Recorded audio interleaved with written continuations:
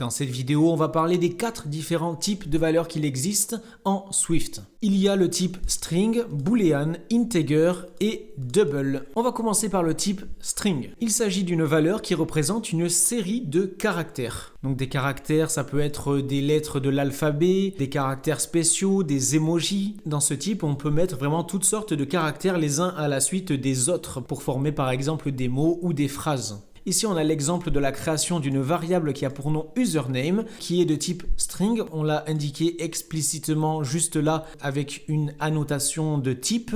Ensuite, on a l'exemple de la création d'une constante, cette fois-ci, qui a pour nom welcome message et qui est égal à bonjour avec un petit emoji de main qui fait coucou. Et ici, vu qu'on a mis des guillemets comme cela, Swift devine qu'il s'agit d'une valeur de type string, une chaîne de caractères. Sachez que j'ai créé une formation totalement offerte dans laquelle je vous guide étape par étape dans la création de 3 applications avec 16 vidéos pour un total de 60 minutes de contenu. Il s'agit d'un programme totalement accessible aux débutants. On est vraiment ici sur une formation qui mélange théorie, pratique. Il y a même des quiz ou encore un défi qui vous pousse à créer une application en autonomie afin de vraiment intégrer les différents concepts. Si tout cela vous intéresse, n'hésitez pas à cliquer sur le lien dans la description de la vidéo et vous pourrez rentrer votre adresse email juste là afin de créer votre mot de passe et de pouvoir accéder à la plateforme de formation. Du coup, n'hésitez pas à rejoindre App Starter afin d'être guidé étape par étape dans votre apprentissage. Maintenant, passons au type boolean qui s'écrit bool comme cela et qui permet de stocker 2 valeurs, soit true, soit false, donc vrai ou faux. Ici, on a l'exemple d'une variable qui a pour nom isConnected qui est bien de type bool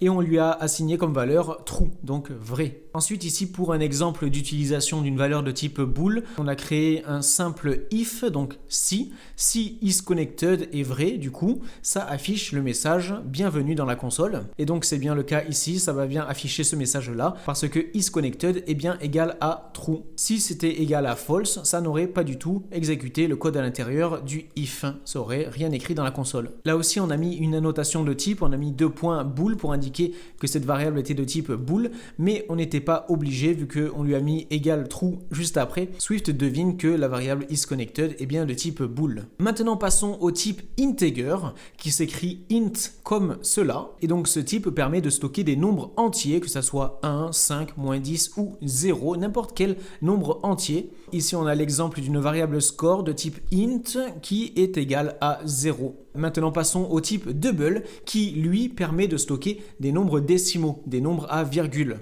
Ici, on crée une constante qui a pour nom pi, qui est de type double et qui a pour valeur 3,14159. On a aussi une variable température qui est égale à 34.2. Ici, on a le type double qui est explicitement indiqué, alors que dans ce deuxième exemple, le type double n'est pas indiqué, mais encore une fois, vu qu'on a indiqué un nombre à virgule, Swift devine que température est de type double. C'était les 4 types de base de Swift. Donc petit rappel, le type string pour stocker des chaînes de caractères, le type booléen pour stocker une valeur vraie ou fausse. Il y a aussi le type integer pour stocker des nombres entiers. Et pour finir, on a le type double pour stocker des nombres décimaux. Laissez un like, un commentaire, abonnez-vous à la chaîne pour encore plus de contenu sur la création d'applications sur l'écosystème Apple. Quant à moi, je vous dis à très bientôt pour une nouvelle vidéo. Allez, salut!